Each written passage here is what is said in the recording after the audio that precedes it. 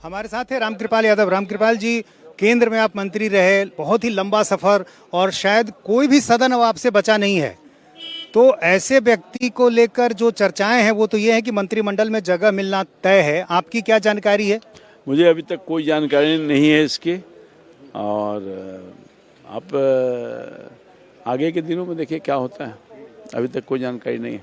तो मैंने सही कहा ना कि हर सदन के आप नेता रहे? मैं पटना नगर निगम में था, मैं विधानसभा में हो गया, राज्यसभा में था, लोकसभा में था, विधान परिषद में था। कुछ सदन बचा ही नहीं है। ऐसे में तो क्लेम तो बनता है।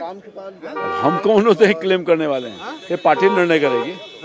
पार्टी निर्णय करेगी, जो उपयुक्त होगा करेगी। पार्टी करते आई है, हमको जिम्मेवारी दी है। पहले भी केंद्र में सरकार बनाया, सरकार जब केंद्र में बनी तो मोदी जी ने अपने कैबिनेट में रखा। भाई कम सम्मान थोड़ा ही है हमारे लिए। हाँ, तो आपको लगता है कि एमवाई का जो बेस है अब वो इस चुनाव में टूटता दिखा है और आप जैसे नेताओं के आने से ये बात और मजबूत है? अब एम भाई जानते हैं क्या होगा, जो अभी टूट टाट करके हो गया महिला और रामकृपाल यादव को आपने सुना। वापस अपने पॉलिटिकल एडिटर का रुख कर लेते हैं। देवेंद्र, अगर रामकृपाल यादव की बात की जाए, एक अनुभवी चेहरा है, केंद्र में राजनीति कर चुके हैं, उस राजनीति को बहुत बेहतर ढंग से समझते हैं और वो अनुभव लेकर अब राज्य में आ रहे हैं, तो किस तरह से इनके अनुभव का फायदा न सिर्फ पार्टी बल्कि एनडीए और राज्य को मिलेगा? और जैसा कि मैं आपको बता रहा था कि ये आरजेडी पृष्ठभूमि से आए हुए नेता हैं और आरजेडी में भी जब थे तो जनाधार इनका बहुत बेहतर रहता था। कार्यकर्ताओं के साथ जो एक संपर्क है वो बहुत बेहतर माना जाता था।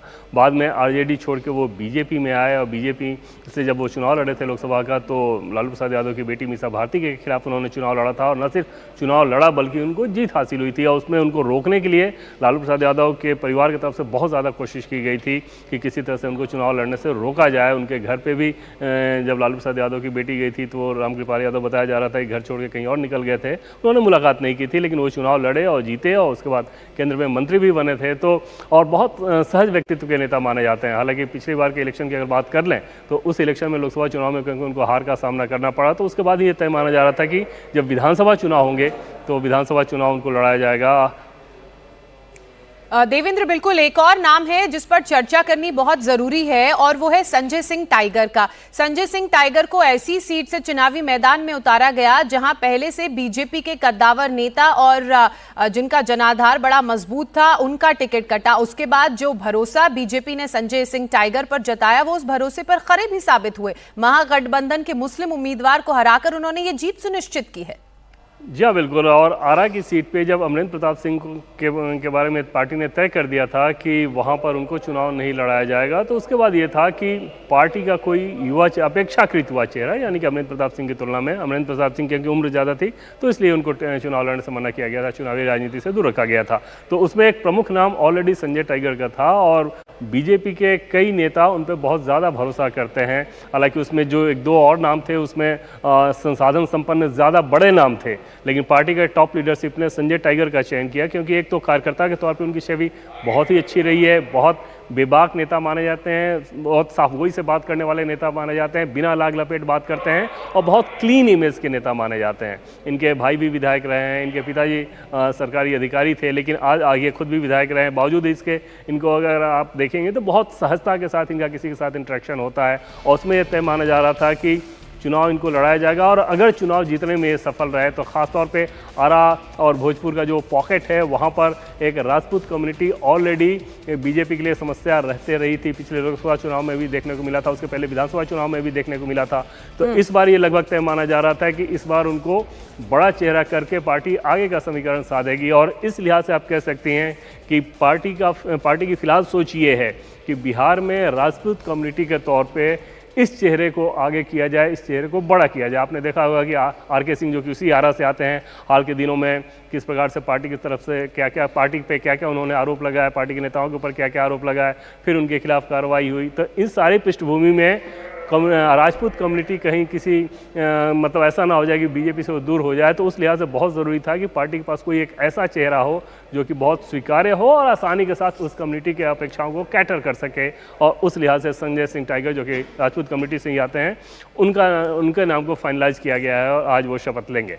बिल्कुल, और इसलिए हम कह भी रहे हैं कि जब ये कैबिनेट तैयार की गई है जो आज शपथ लेगी 11:30 बजे, तो उसमें हर एक समीकरण का ध्यान रखा गया है। ना सिर्फ इसमें जाति जातीय समीकरण का ध्यान रखा गया है, जो तो आपने चुनावों में भी देखा था, प्रत्याशियों के चुनाव के दौरान भी देखा था। लेकिन अब चूंकि कैबिनेट का गठन होगा तो ऐसे में क्षेत्रीय समीकरण का भी ख्याल रखा गया है। किसी भी क्षेत्र का कोई भी व्यक्ति प्रतिनिधित्व करता हुआ छूटना नहीं चाहिए और इसीलिए इस तरह के नाम सामने आ रहे हैं। अब अगर महिला नेत्री की बात करें तो किस तरह से जिम्मेदारी महिला नेत्रियों को बीजेपी में मिलती हुई नजर आएगी, क्योंकि बीजेपी तो कहती भी है कि महिलाओं को बढ़ावा देना है।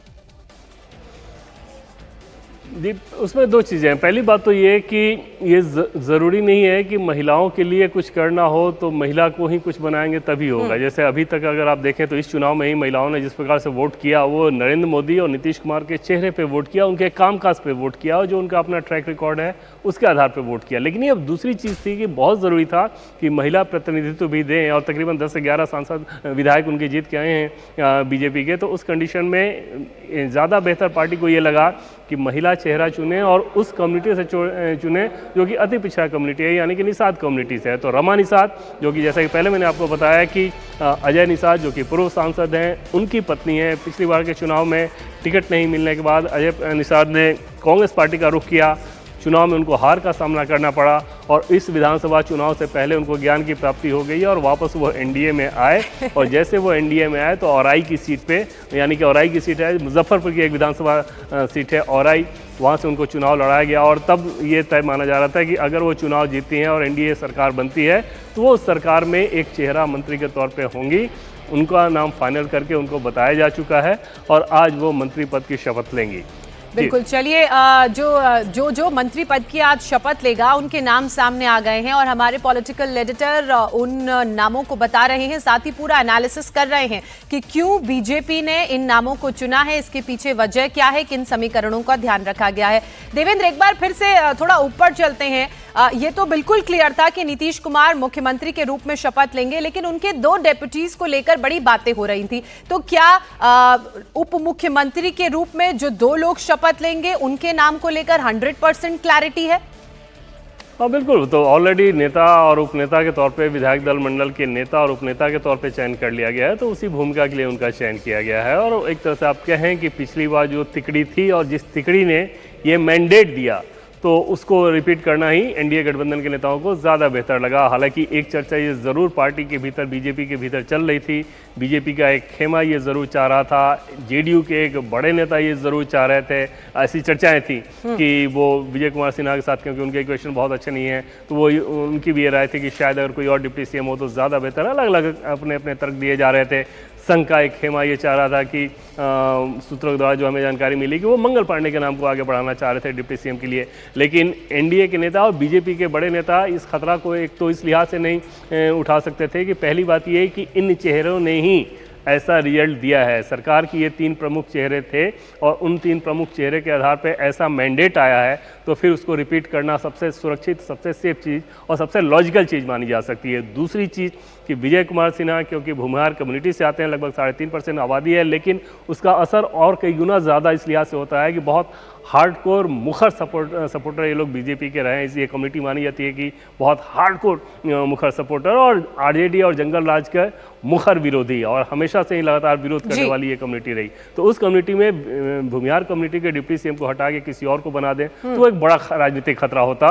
तो उस लिहाज से विजय सिन्हा को रिपीट किया गया और हटाने का कोई ऐसा कारण भी नहीं था सिवाय कुछ नेताओं के पर्सनल लीगो के। जी। और सम्राट चौधरी को लेकर तो ये भी कहा जाता है कि ये एक ऐसी पौध है जिन्हें सींचने का काम खुद बीजेपी ने किया है और अब बड़ी जिम्मेदारी के लिए तैयार किया जा रहा है।